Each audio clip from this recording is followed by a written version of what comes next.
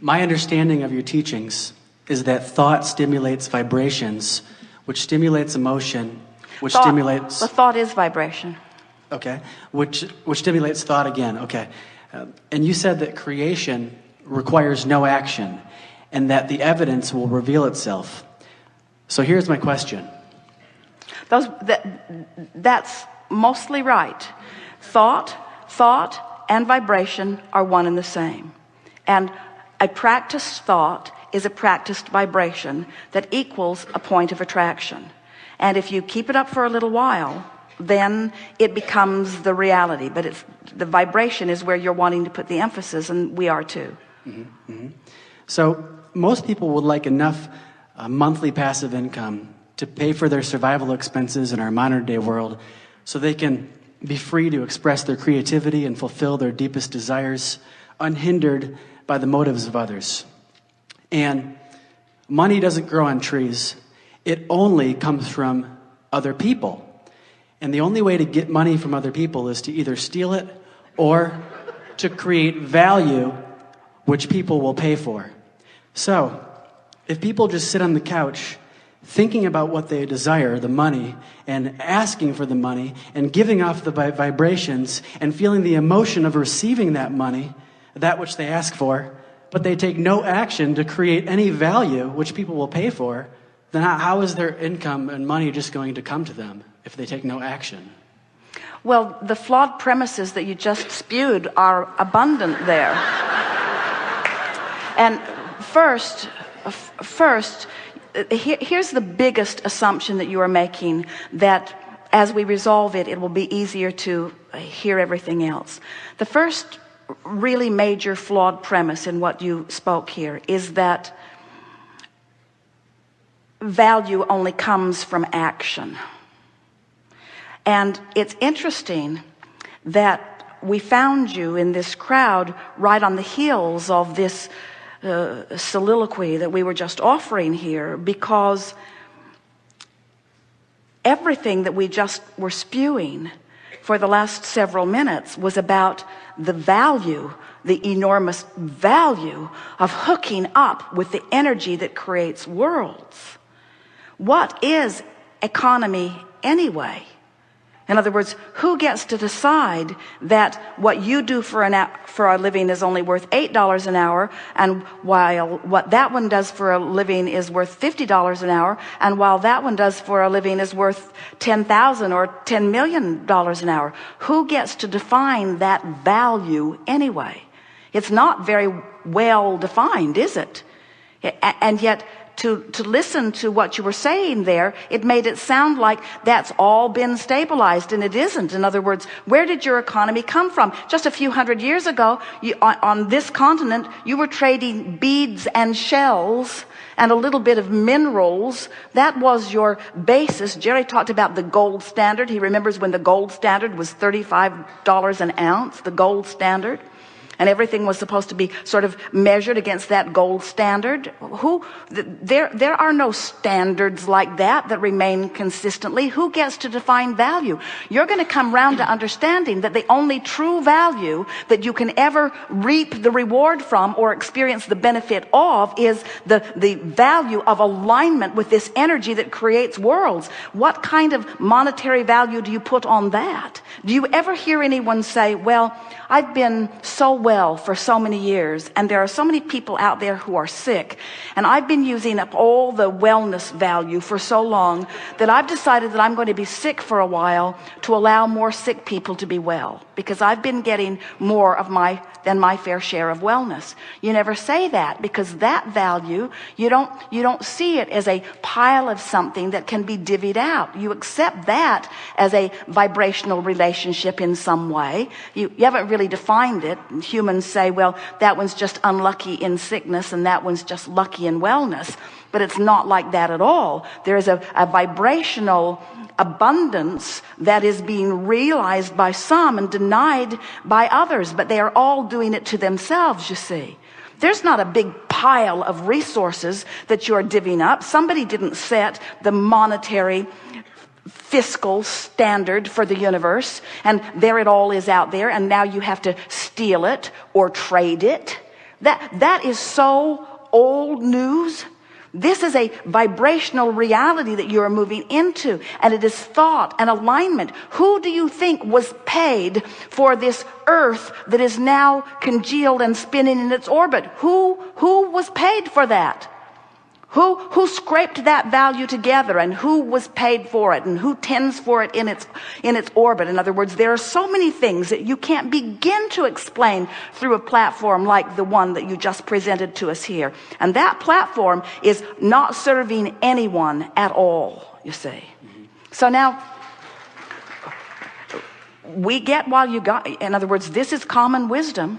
In other words, there isn't anything that you said. You didn't just make it up. A whole lot of people believe that. But now read it to us again, and we're going to pick it apart line by line so that you can feel what we're getting at. Just start again. Okay.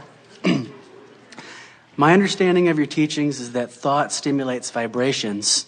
All right, so now we've amended that. Thought and vibration. Thought is vibration. And law of attraction brings more thought to it. So when I think this thought and I hold the frequency of it for as little as 17 seconds, another thought like it is going to join it. And you're calling that stimulation of thought. And we say yes. When you keep a vibration going, law of attraction is going to make it bigger and bigger and bigger. Whether it's something wanted or unwanted, it will get bigger by focus to it. And so you don't have to do anything. You can just sit there and sit in a chair and focus like this. And money's going to come. But wait. Don't get there too soon.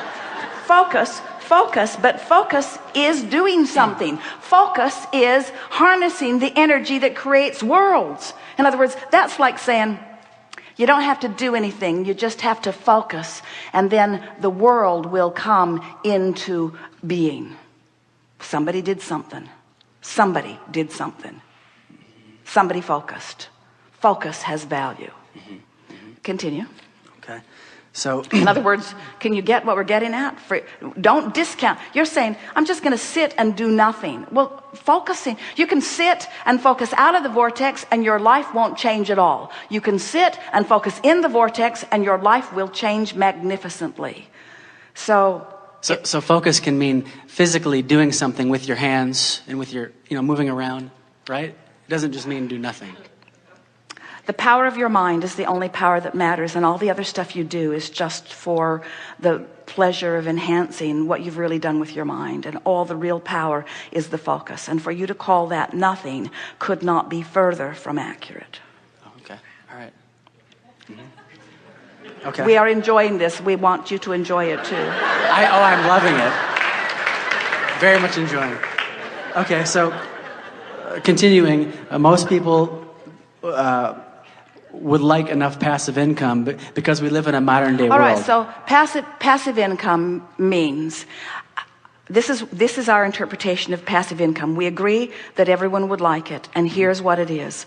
Passive income is alignment with my vortex with such consistency that the abundance that I seek is bucking no resistance current at all. So it's flowing effortlessly into my experience.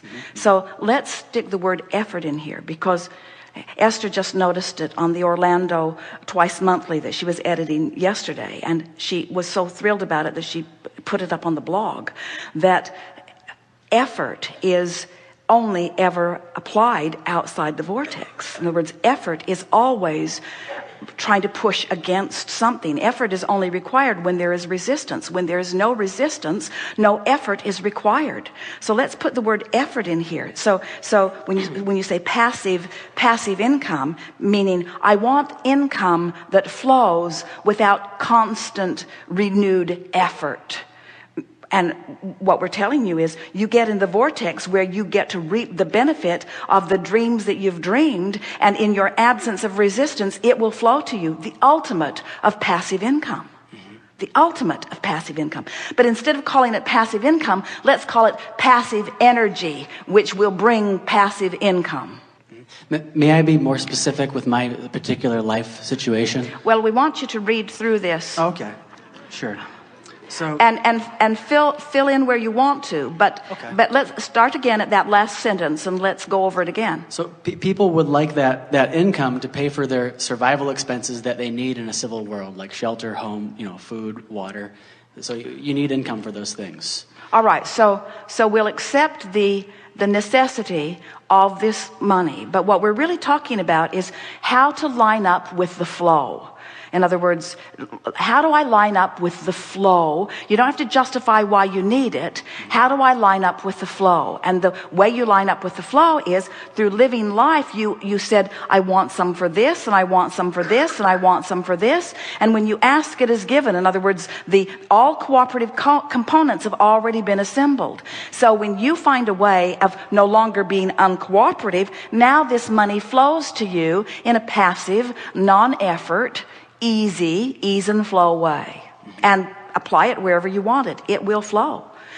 We were speaking just a little bit ago about how interesting it is to watch humans comparing their experiences. In other words, someone can write a song that will flow to them in a matter of a minute or so. In fact, the really good ones do come like that, and they can produce it and make so much money, where a person applying themselves at their endeavor only got a fraction of an hour's worth of work done. In other words, the comparison between the application of life in those two instances is unfathomable, the relationship difference. You see what we're getting at? It's not about the action that you offer. It's about the alignment with the dream. It's about the alignment with the real resource. We're talking about tapping into the energy that creates worlds and flowing it through your experience. And a really good place to start is to look around at the vast differences in the way people are living their lives.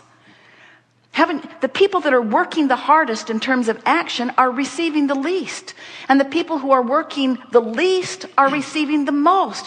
How do you reconcile that? Most don't. Most just say that sucks. Most just say there's injustice. Most just say, let's take the pie and split it up again. Let's take the pie and split it up again. Let's take the pie and split it up again. And it does not matter how many times you split that pie up. It will move into the vibrational places where law of attraction puts it. In other words, you just can't orchestrate it through action. It is a vibrational attraction or allowance that it is all about. Continue just a little bit. Okay. What is the time? So the time. But what is the time? 11:59 Central Standard Time. We have 2 minutes. okay. So people want this income, I believe, so that they can be free to express their creativity and fulfill their deepest desire, their source. All right. So people want it so that they will feel better. You say they want it so that they can satisfy this and this and this. What they want is alignment, and alignment brings money. And what you're saying is they want the money so that they can then observe alignment. And we say they want the alignment which will bring the money. They want the alignment. What they want is the alignment. What you want is to be in love. What you want is to take a walk and feel your heart soaring. What you want is for music to move through your body. What you want is to be alive and brilliant and have good timing. What you want is to be clever. What you want is to love. These are the things that you want. What you want is alignment. All the other stuff is irrelevant.